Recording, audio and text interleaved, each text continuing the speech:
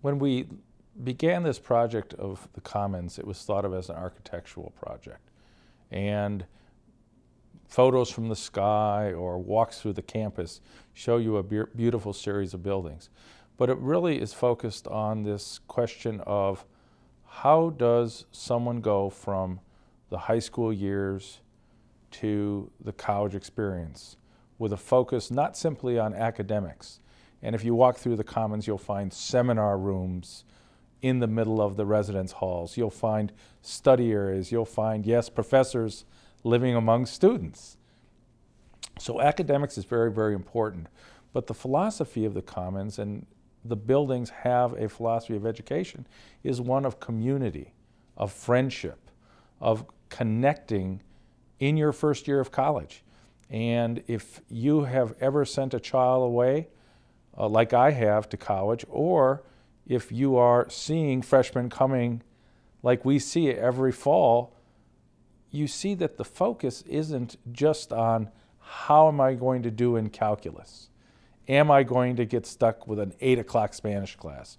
It's really what is the emotional, what is the social, what is the kind of community development in that period of rapid transformation.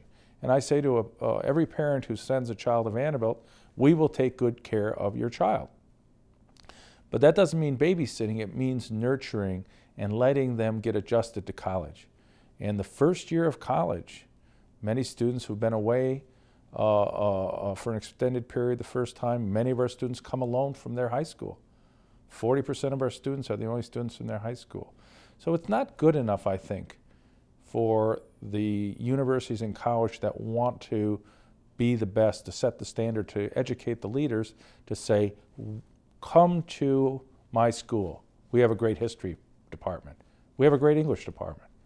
We certainly do at Vanderbilt. But what the Commons is about is an experience that educates the whole person. And that when a parent or a family drops a child off at age 18, they have hopes and dreams. Of course, academic, but it's developmental as well. And that's where I think the Commons is really important. I think it embraces the notion that colleges and the faculty have an opportunity and indeed a responsibility to say, we will mentor these young people outside of the classroom. We will advise them. We will help them lead in defining the life on their campus. So I think it's a bold experiment, but I think it is going to challenge every other similar university to say, what are we doing with our freshmen? What is our first year experience like? What do we say to kids in high school about the freshman year? And what do we tell parents about how we nurture youngsters through the first year? I think it's going to be bold and transformational.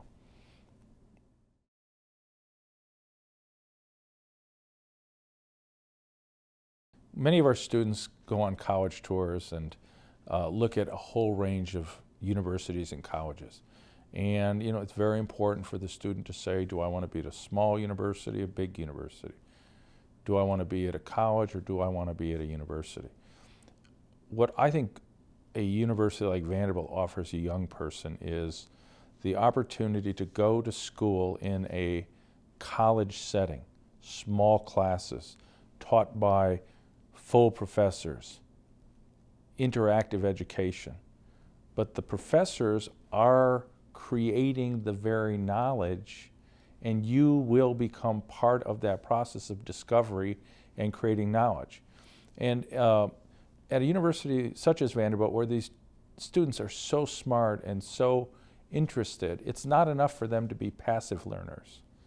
These are going to be the future leaders, research scientists, presidents, senators, Supreme Court justices, governors, not-for-profit leaders. We need to, at a very early age, reach out to them and say, knowledge is dynamic. You must realize that you will be creating the next generation of knowledge. And who better to say that, who better to educate that child than the person who's trying to cure cancer, the person who has discovered, what were the influences on Shakespeare's plays? Why do they come from the Italian Renaissance? You know, to find out if we're going to address issues in medical care, to sit in a class with an economist, to unlock the secrets of the brain. One of the biggest challenges in science, to be in a classroom with somebody who is working on unlocking that puzzle, to go over a 5-minute walk to an imaging center where you yourself, as an undergraduate, can stand shoulder to shoulder with a brilliant scientist and try to say, here are blood flows in a brain. There is nothing like what happens when the bright students, who are as smart as the professors, they're just younger. And the idea of research really sets the standard for saying to a youngster, I will someday create knowledge. And that to me is the most unusual thing about Vanderbilt. You know, we are one of the very few universities in the world that say we will make fundamental basic discoveries in every range of the human inquiry: religion, philosophy, cancer, history, literature, education, poverty. And we are going to bring in every year 1,500 18-year-olds to be part of that. That's invigorating, and I think it's unique.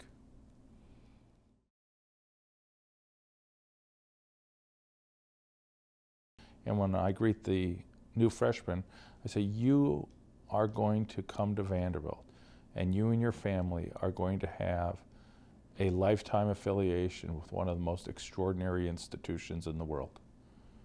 One of the most unique institutions that's probably going to endure for centuries past your time.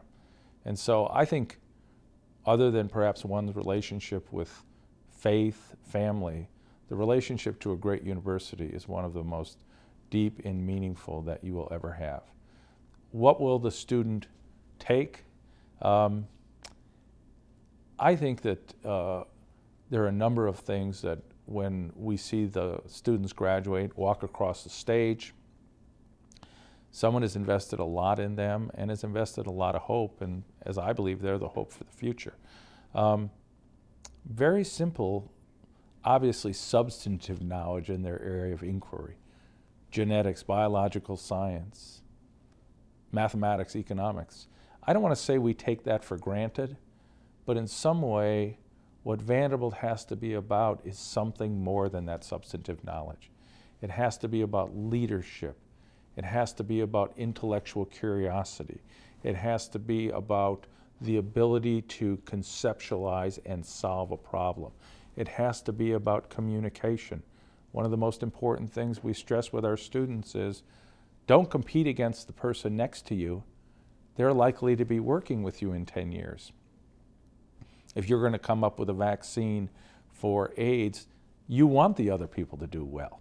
So I think skills, critical thinking skills, working in teams, and I think values, to know what's right and what's wrong. I'm a lawyer by training, and it's a dizzyingly complex legal system, but I think one of the most important things is our students leave here saying, I have good values, I can make good judgments, and I know right from wrong. So of course the substantive knowledge, I never take it for granted. We want outstanding faculty with smart students, but I think it's got to be something more than that, and it's these skills to be a leader in whatever chosen path you do. And there's nothing better than to go out and talk to alumni. I always say to students when they say, what will I study? And I say, well, go talk to the alumni. You know, this person's running a company on Wall Street. They were a philosophy major. This person is working for a an international health organization. They were an economics major. I think they're going to go do great things, but those skills beyond the classroom are really critical.